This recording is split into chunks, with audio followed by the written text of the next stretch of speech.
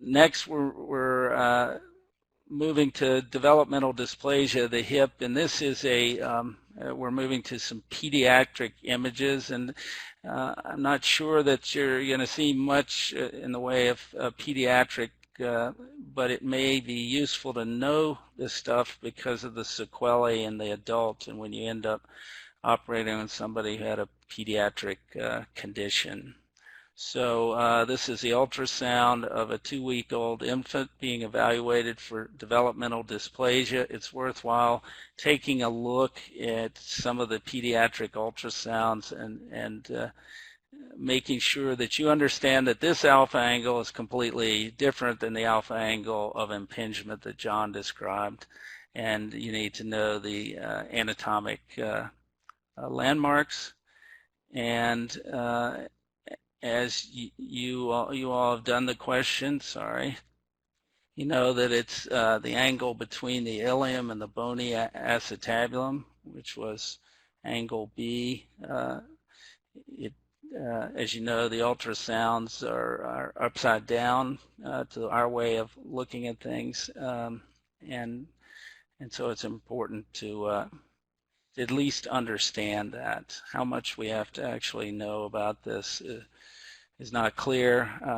DDH encompasses a spectrum of disease, including dysplasia, subluxation, dislocation, and the gerontologic hip.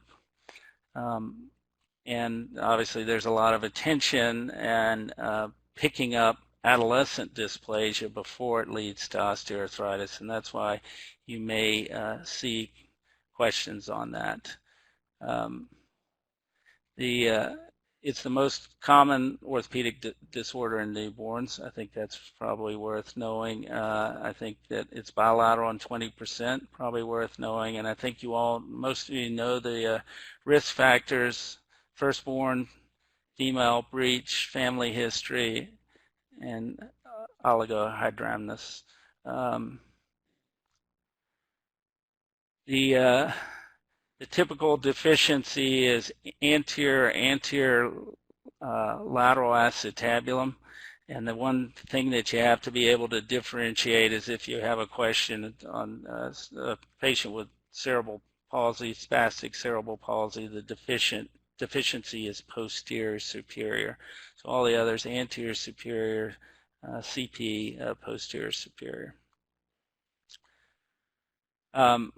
And the associated conditions are those of packaging deformities, torticollis, metatarsus adductus, congenital knee dislocation.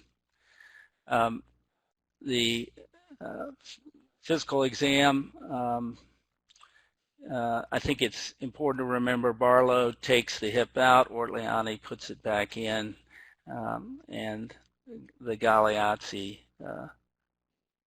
maneuver, or the leg length discrepancy, the Galeazzi sign. Limitations at greater than 3 months, hip abduction, you'll often see that. You'll see questions that say the patient either has limited abduction or wide abduction, and it helps you walk down the pathway. And obviously, if the patient's a year old, the walking child, it's pretty clear: pelvic obliquity, lumbar lordosis, Trendelenburg gait, and toe walking. Potentially, we could see this. I think you all know the how to draw the lines: Hilgenreiner's, Perkins, and Shenton's lines, and what that means. Being lateral to Perkins' line, evidence of dysplasia, and being above Hilgenreiner's line, evidence of dysplasia, and then a disruption of Shenton's line. I think all of you would get those questions without difficulty. The center edge angle we've already talked about. Remember, the anterior center edge angle is done on the false profile. The lateral center edge angle, or CEA of Weiberg, is on the AP view, and the acetabular index we already discussed.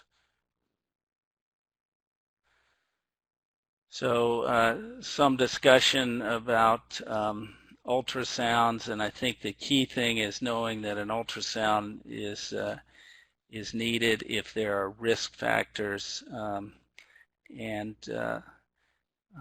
it also is needed to follow the results of treatment. The alpha angle should be greater than 60 degrees, so it's the opposite of FAI. The beta angle, I think you see less questions on that, but it should be less than 55 degrees. Ultrasound study at 6 weeks in patients who are considered high risk, so family history of breech presentation despite a normal exam.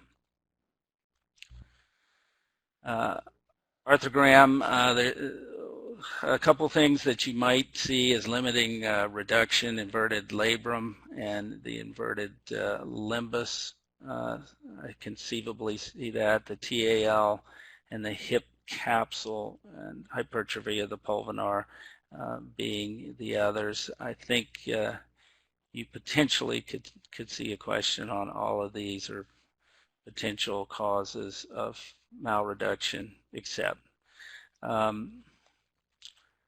And all infants require screening. I think we know that. And the key thing they don't want people to miss is not get an ultrasound when the patient's high risk. The Pavlik harness as a treatment, it's a dynamic splint that requires normal muscle. So it's contraindicated in patients with spasticity or spina bifida. It's got a success rate of 90%, but if it's not successful in 3 to 4 weeks, they want you to convert to a semi-rigid abduction brace before considering open reduction. And the indications for closed reduction in spica cast are DDH in ages 6 to 18 months of age with failure of Pavlik treatment. The open reduction in spica casting in patients greater than 18 months, open reduction with femoral osteotomy greater than 2 years.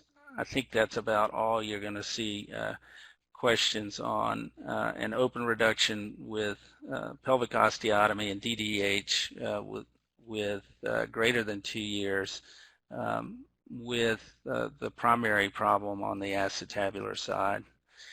And I think it's probably, we've gone through some of these osteotomies already. I think it may be worthwhile to know where the osteotomy is made, because it might affect the reconstruction in arthritis in the adult. But I wouldn't spend a whole lot of time on that.